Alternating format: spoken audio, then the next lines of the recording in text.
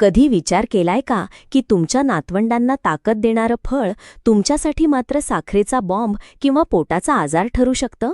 वयाची 60 वर्ष ओलांडल्यानंतर आपले शरीर बदलते, मग आपला आहार का बदलू नये? आजचा हा व्हिडिओ तुमच्या आरोग्याची दिशा बदलू शकतो. नमस्कार मंडळी, लहानपणापासून आपण ऐकत आलो आहोत की रोज एक सफरचंद खा आणि डॉक्टरांना दूर ठेवा. पण तुम्हाला माहीत आहे का की वयाची 60 वर्ष ओलांडल्यानंतर ही म्हण प्रत्येक फळाला लागू होत नाही? होय, काही फळे जी तुमच्या नातवंडांसाठी सुपरफूड आहेत, तीच फळे तुमच्यासाठी शुगर बॉम्ब किंवा पचनाची मोठी समस्या बनू शकतात. आजच्या या व्हिडिओमध्ये आपण विज्ञान आणि आयुर्वेदाच्या दृष्टिकोनातून जाणून घेणार आहोत अशी 5 जादुई फळे जी तुमचे आयुष्य वाढवतील आणि अशी 5 फळे ज्यांच्यापासून तुम्ही थोडे दूर राहिले पाहिजे.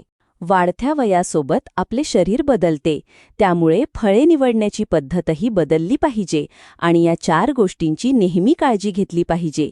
1. ग्लायसेमिक इंडेक्स, फळ रक्तातील साखर किती वेगाने वाढवते. 2. पोषक तत्वांची मात्रा, यात फक्त साखर आहे की जीवनसत्वे सुद्धा आहेत. 3.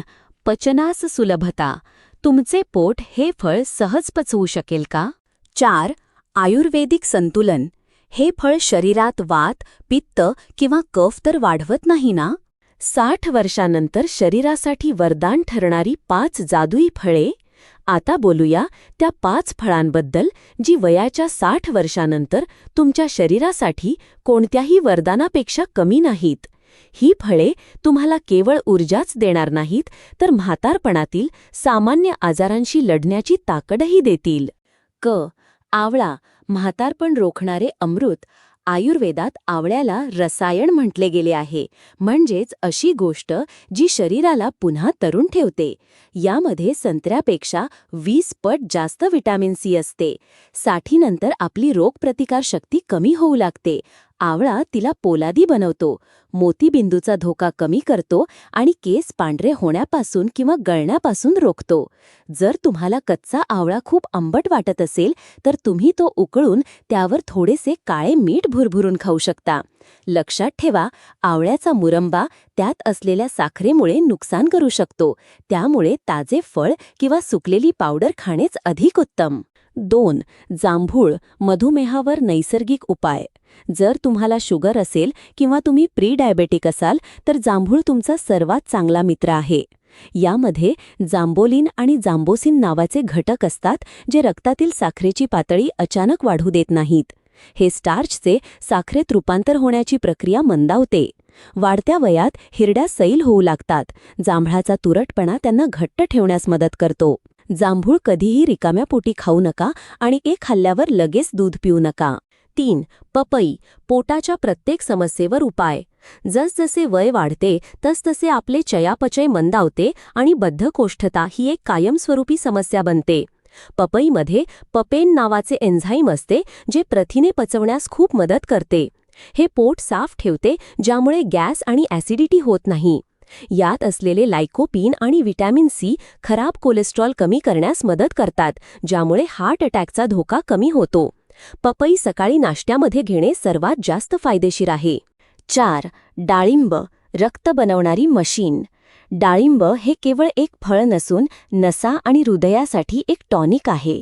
60 वर्षानंतर शरीरात हिमोग्लोबिनची कमतरता भासू लागते. डाळिंब नवीन रक्त तयार करण्यास मदत करते. अलीकडील संशोधन सांगते की डाळिंबातील अँटीऑक्सिडंट्स मेंदूच्या पेशींना डॅमेज होण्यापासून वाचवतात, ज्यामुळे अल्झायमर आणि विस्मरणाचा धोका कमी होतो. हे शरीरातील सूज कमी करते, ज्यामुळे संधिवात असलेल्या रुग्णांना गुडघेदुखीत आराम मिळतो. 5. पेरू, स्वस्त फळ, सर्वात मोठा फायदा. पेरूकडे लोक अनेकदा दुर्लक्ष करतात, परंतु ज्येष्ठ नागरिकांसाठी लो ग्लायसेमिक फळांच्या यादीत हे सर्वात वर आहे. यात सफरचंदापेक्षाही जास्त फायबर असते. शुगरच्या रुग्णांसाठी हे सर्वात सुरक्षित फळ आहे, कारण ते खूप हळूहळू पचते.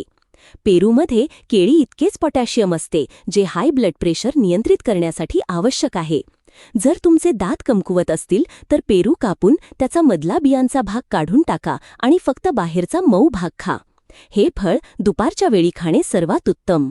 60 वर्षानंतर सावधगिरी बाळगावी अशी 5 फळे.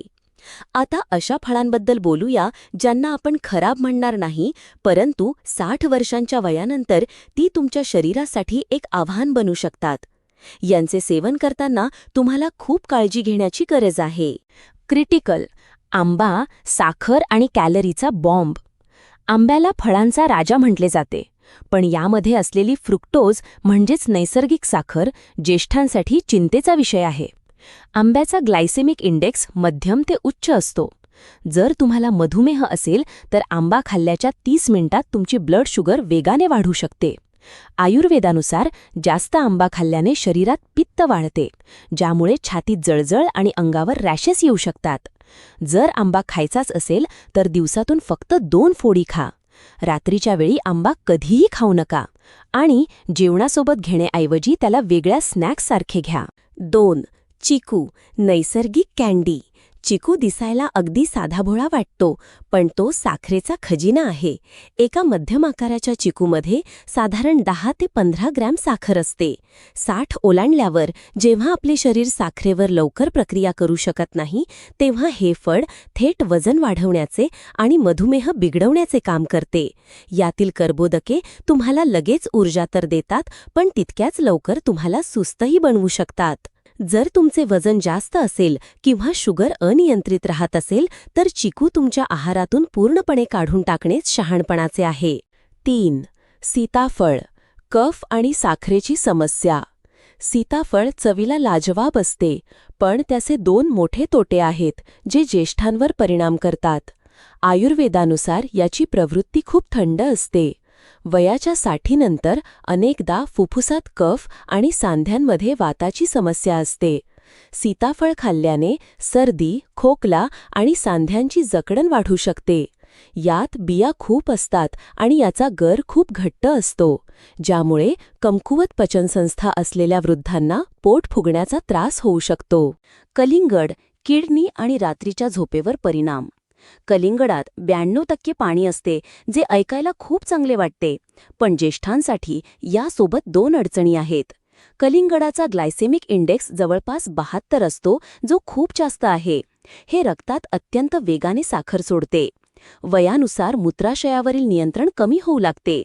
जर तुम्ही संध्याकाळी कलिंगड खाल्ले तर रात्रभर वारंवार टॉयलेटला जावे लागल्याने तुमची झोप खराब होऊ शकते आणि अपुरी झोप हृदयाच्या आरोग्यासाठी चांगली नाही. कलिंगड खायचेच असेल तर दुपारी 12च्या आधी खा आणि तेही मर्यादित प्रमाणात. 5. पिकलेला फणस, पचनाचा सर्वात मोठा शत्रू.